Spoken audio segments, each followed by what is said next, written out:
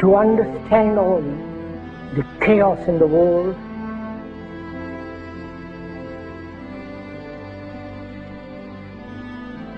and as we have been programmed, both biologically, physically, programmed mentally, intellectually, one must be aware of this being programmed like a computer. The Quran says, you are busy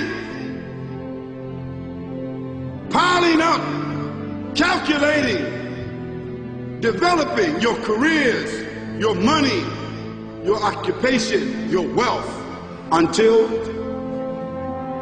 you visit the graves. Think about it.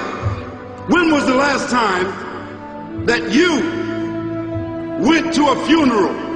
What was the demeanor? Were the people cracking jokes? Were they dancing? Were they clapping and singing songs? No. Silence. Why? Because every person that walked in that room, seeing that person stretched out, the first thing they thought about was not the person. The first thing they thought about was that one day, this will be me. A crisis which the politicians can never solve, because they are programmed to think in a particular way.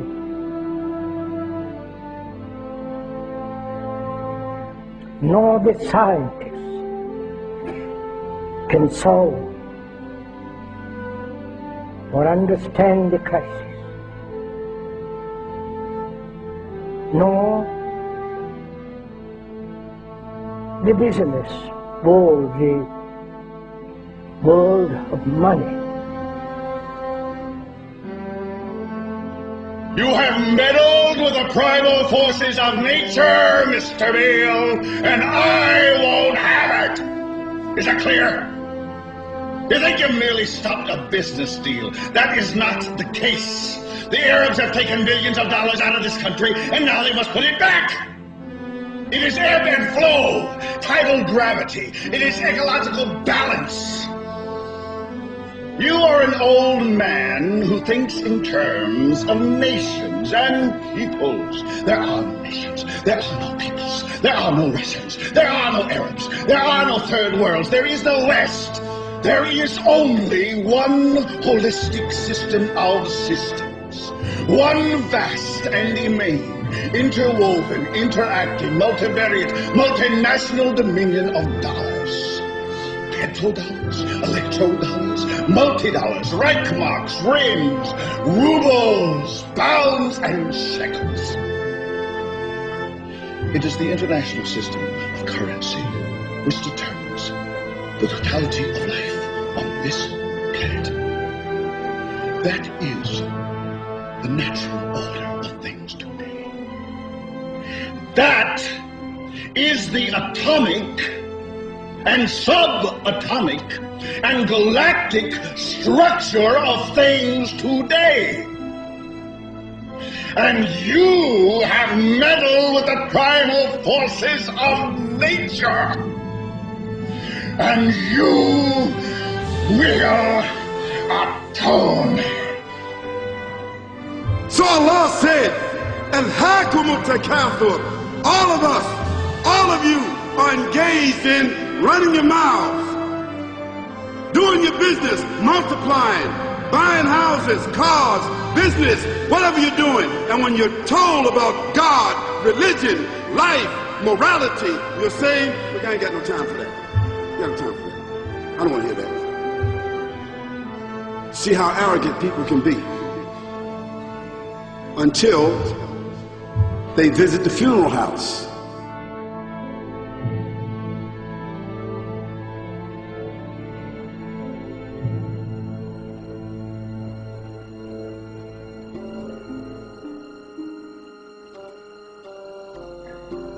So unless One is very, very serious, not flippant, not casual, but is concerned with the whole of humanity. And to understand this human behavior, human thought that has brought us all to this point. And you say to yourself, is that it? I mean, 50, 60 years, scraping, struggling, scheming, lying, stealing, fornicating, jumping up and down, begging, working, and this is the end of it? I mean, is this what's going to happen to me? Are they going to be dropping me into a hole in the ground? A hole in the ground.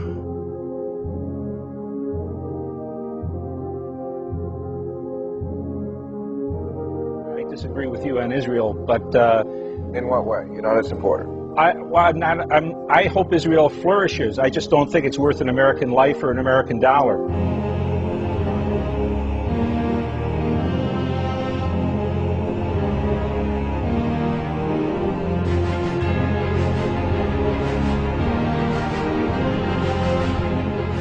What happens in the winter?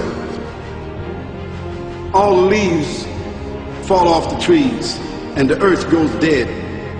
And what happens in the springtime? The water comes, generates the earth again, germinates all over again, new grass, new leaves, new flowers, new fruits. So Allah says, and a sign for them is the dead earth. After that, we give it life. And then you eat the fruits from that. So Allah says, the one who gave you life in the beginning, is he not able to give you life all over again in order to judge you? Yes, certainly. You may want to deny it because you don't want to be judged.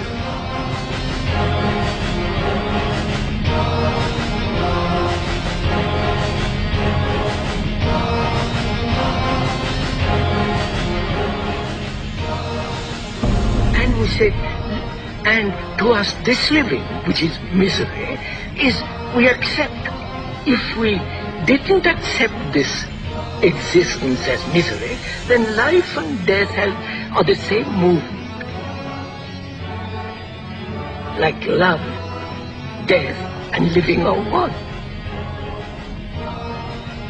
One must totally die to find what love is. And to go into this question of what is death, what lies beyond death, whether there is reincarnation, whether there is a resurrection, for all that becomes rather meaningless if you don't know how to live. We now are a nation known to start war. We feel compelled because of our insecurity that we have to go over and attack these countries to maintain our empire. We have over 700 bases, we're in 130 countries, and we're talking about bombing Iran. It is such a dramatic change from what is truly American and truly constitutional. I don't want to run the world. The Constitution doesn't give me the authority to run the world. We ought to mind our own business is what we need to do. All this spending overseas, wasted money. This is a continuation of a revolution. It is a peaceful revolution. It's up to you to spread this message around this country. This is an American cause. It's a cause of freedom. There's something going on in this country, and it's big. Spread the message. Thank you. Because there's a reason for humans to go inside the grave. If the Creator wanted to, He could have caused us to live and then disappear into the atmosphere. But He didn't. He caused us to go into another womb called the tomb. You started out in the womb of your mother and you wind up in the womb of the earth called the tomb.